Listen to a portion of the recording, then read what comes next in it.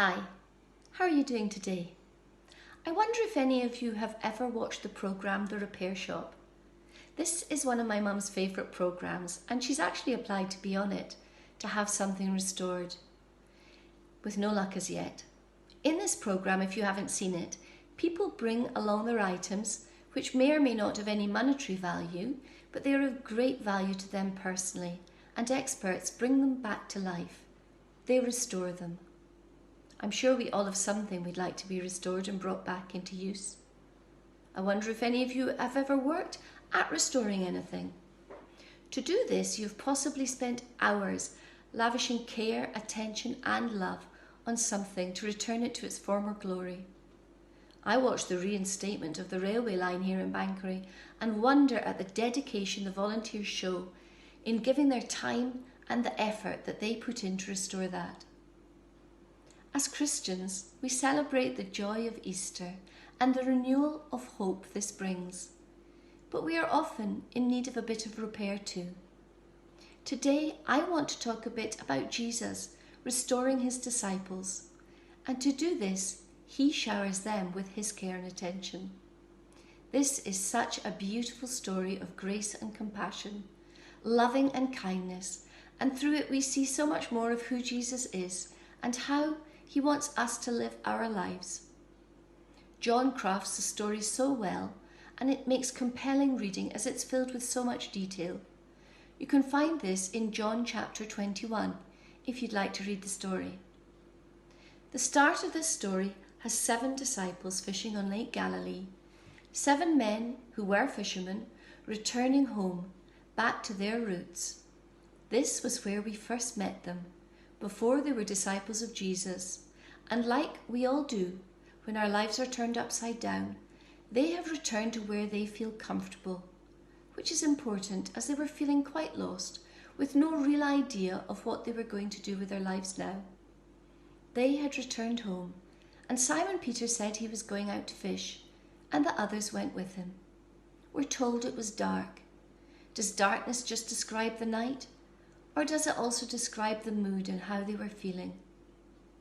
They fished at night, but they weren't doing that well, and their nets remain empty. But again, I don't think it was just their nets that were empty, but that their lives felt empty now too, empty without Jesus. Then Jesus appears to the disciples.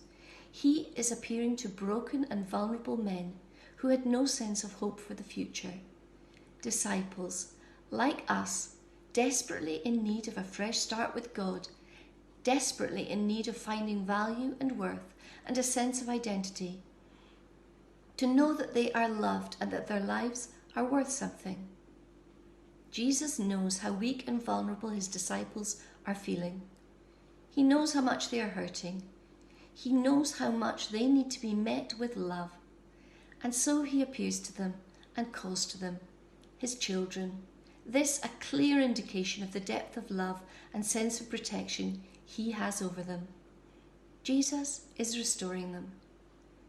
He stood on the shore and the followers didn't know it was him, and he spoke. He greets them and asks them simply, did they catch anything? No, they had not. Their nets were empty. Jesus then told the disciples how to fill their empty nets. Throw the net on the right side of the boat, he said. They did that, and by following what Jesus told them to do, they filled their nets once more.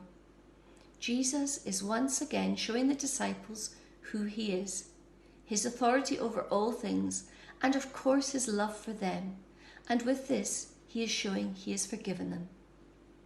So here we have Jesus meeting his disciples once more, after all their failure during Passion Week, after they have run away, after they have given up hope and gone back to their old lives.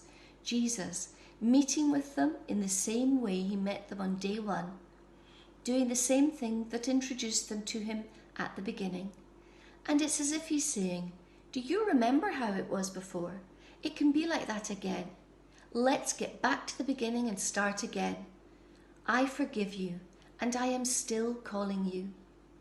This is a beautiful act of grace and mercy, and through this Jesus is restoring them. I know I need this reminder that Jesus is there for me too. My life can sometimes feel a bit empty, and just like the items brought into the repair shop, I can feel a bit broken and in need of repair. I look at this story and see parts of my life and my needs for the love and grace that Jesus showed not just his disciples, but everyone. After all that has happened, the denials, the betrayals, the wrongdoing, Jesus is there, still serving his disciples, showing he still loves them, just as he said he would, just as he does for us every time we ask. We too are forgiven and showered by his grace and mercy and love.